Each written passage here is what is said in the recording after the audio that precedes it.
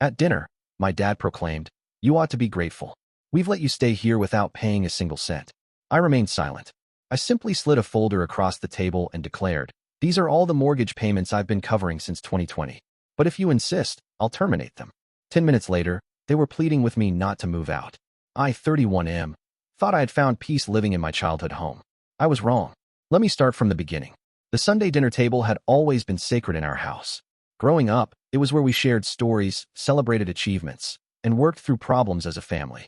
But that evening in November, as I sat across from my parents picking at Mom's overcooked roast, I realized how much had changed since I moved back in. It started innocently enough. Mom mentioned how the neighbors had been asking about me, wondering if I was doing okay after my divorce. Dad nodded along, cutting his meat with more force than necessary. Then came the comment that would change everything. Dad set down his fork and looked directly at me with that expression I remembered from childhood lectures. He told me I ought to be grateful because they had let me stay here without paying a single cent. The words hung in the air like smoke from a grease fire. I felt my chest tighten, but I remained perfectly calm. 3 years of careful planning had led to this moment, though I hadn't expected it to arrive over Sunday dinner. Without saying a word, I reached into the manila folder I had placed beside my chair when I sat down. My parents exchanged confused glances as I slid the thick stack of papers across the table. I told them these were all the mortgage payments I had been covering since 2020, but if they insisted I wasn't contributing, I would be happy to terminate them. Dad's face went from confident to confused to pale in the span of about 5 seconds. Mom picked up the first document, her reading glasses sliding down her nose as she scanned the bank statements. Her mouth opened slightly. Dad grabbed the next page, then the next, his hands starting to shake almost imperceptibly. The folder contained 3 years of mortgage payments, property tax payments, homeowners insurance premiums, and major repair bills. Everything meticulously organized with dates, amounts, and my bank account numbers highlighted. The total came to just over $87,000. You see, when I moved back home after my divorce in early 2020, my parents were facing foreclosure. Dad had lost his job during the pandemic, and Mom's part-time work at the library barely covered groceries. They were 3 months behind on their mortgage, and the bank had started proceedings. I had just received my divorce settlement and was looking for a place to rebuild my life anyway.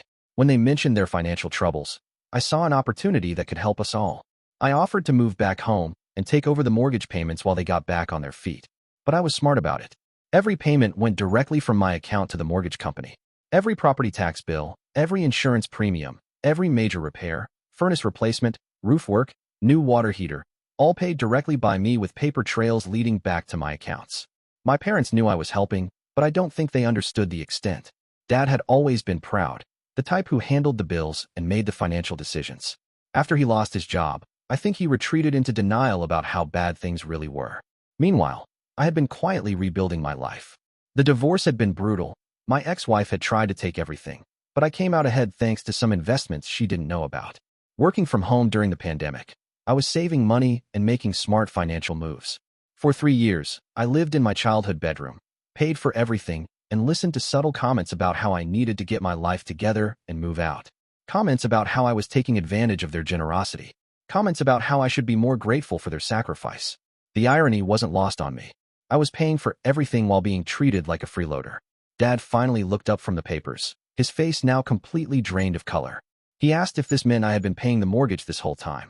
I confirmed that yes, for the past 3.5 years, every single payment had come from my accounts. Mom started adding numbers in her head, her lips moving silently. When she arrived at the total, she set the papers down with shaking hands. I had prepared for this moment carefully. I pulled out my phone and showed them the mortgage company's app, logged into my account, displaying the upcoming payment scheduled for the following week. I explained that I could cancel it right now with a simple tap. The silence stretched on for what felt like hours, but was probably only minutes. Dad asked why I had never told them exactly how much I was contributing. I reminded him that every month when he asked about bills, I had said I was handling them. I had assumed he understood what that meant. Mom asked if I was really going to stop paying. I told them I wasn't planning to originally, but Dad's comment about not paying a single cent had made me reconsider my living situation. If they truly believed I wasn't contributing, then perhaps it would be better for everyone if I found my own place. That's when the panic set in. Dad started calculating quickly in his head. Without my payments, they would default within 30 days. Mom began crying, not the dramatic tears of manipulation, but the quiet desperation of someone facing homelessness. They asked me not to move out, not to stop the payments. Dad apologized, saying he hadn't realized the full extent of what I was doing. Mom reached across the table and touched my hand, asking if we could work something out. I had spent months preparing for this conversation, but seeing my parents' genuine distress made me pause. These weren't evil people. They were just proud parents who had lost perspective. I told them I wasn't interested in punishing them, but I was tired of being treated like a burden when I was actually keeping us all afloat. If I was going to continue living there and paying for everything, I needed their respect and acknowledgement of what I was contributing. Dad nodded immediately. Mom asked what I needed from them going forward. I had thought about this extensively. First, I wanted joint ownership of the house. If I was paying the mortgage, I deserved equity.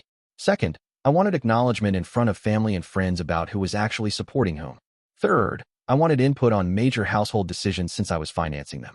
But most importantly, I wanted them to understand that I wasn't some failure who had crawled back home in defeat.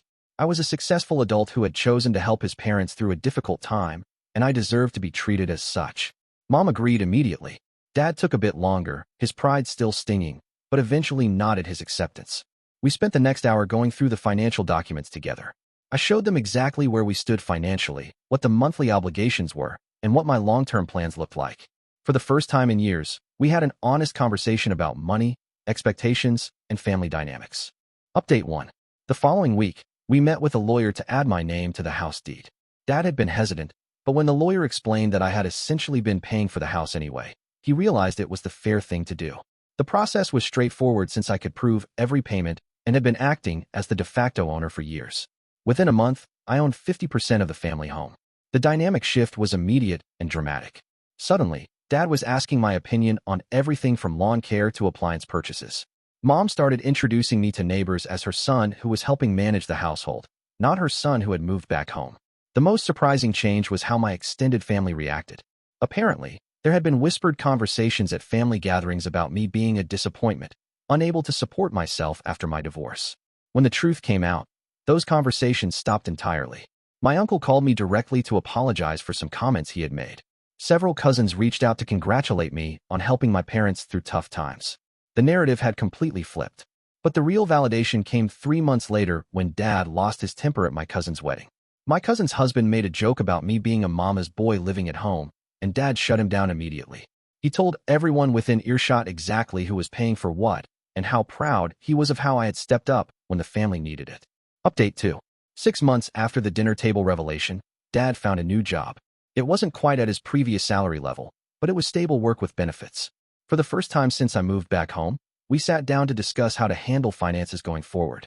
I had been thinking about this conversation for weeks. Part of me wanted to step back and let them resume responsibility for their own bills.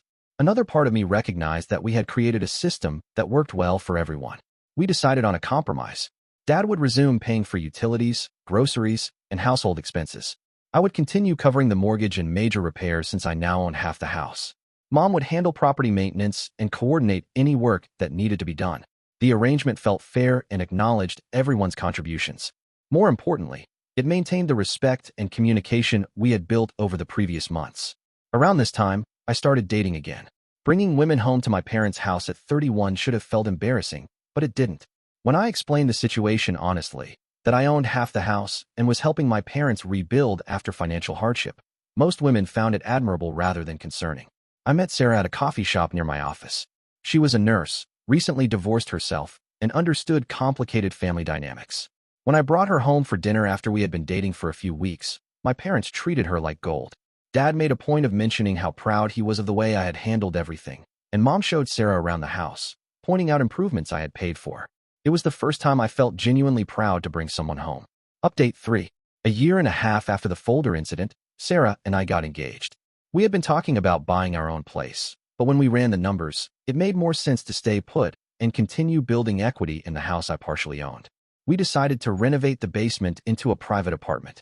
The house was large enough that we could have complete independence while still being available to help my parents as they aged. It was a win-win situation that nobody could have predicted when I first moved back home. The renovation process was interesting because it forced us all to work together as true partners. Dad contributed his labor and construction knowledge. Mom handled permits and contractor coordination. I funded the project, and Sarah designed the space. It felt like a real family effort rather than me paying for everything while being excluded from decisions. When the work was finished, We had essentially created two separate living spaces within one house. My parents had the main floor and their bedroom upstairs, while Sarah and I had a complete apartment downstairs with our own entrance, kitchen, and living areas. The financial arrangement evolved again. We split all house-related expenses proportionally: mortgage, taxes, insurance, and utilities divided based on square footage usage. Everyone contributed according to their ability and usage, and everyone felt the arrangement was fair. More importantly, the relationships had been completely transformed. Dad regularly asked for my advice on financial matters and major decisions. Mom included Sarah in family planning and treated her like a daughter rather than a temporary guest. We had become true partners in maintaining the household. The Sunday dinners continued, but now they were celebrations rather than obligation. We shared stories about work, planned family trips, and made decisions together. The power dynamics that had created so much tension were completely gone.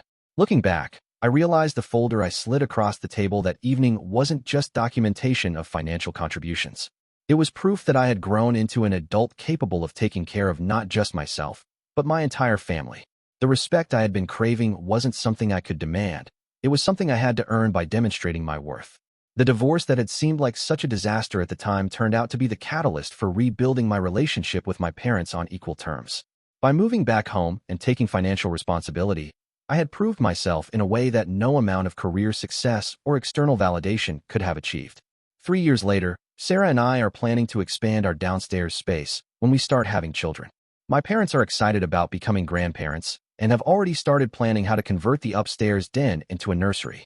Dad jokes sometimes that he trained me well since I turned out to be such a good financial manager. I remind him that he did train me well. He taught me the importance of family, responsibility, and standing up for yourself when necessary. The mortgage will be paid off in 12 years. By then, Sarah and I will own a beautiful house with built-in grandparent childcare, and my parents will have financial security in their retirement. Dad tells people regularly that letting me move back home was the smartest financial decision he ever made. I still have that folder, though I've never had to use it again. Sometimes I look through it and remember how powerless I felt sitting at that dinner table, being lectured about gratitude while supporting everyone financially. But mostly, I remember how good it felt to finally stand up for myself, to demand the respect I had earned, and to transform a family dynamic that wasn't working for anyone. The best revenge turned out to be not revenge at all, but building something better for everyone involved.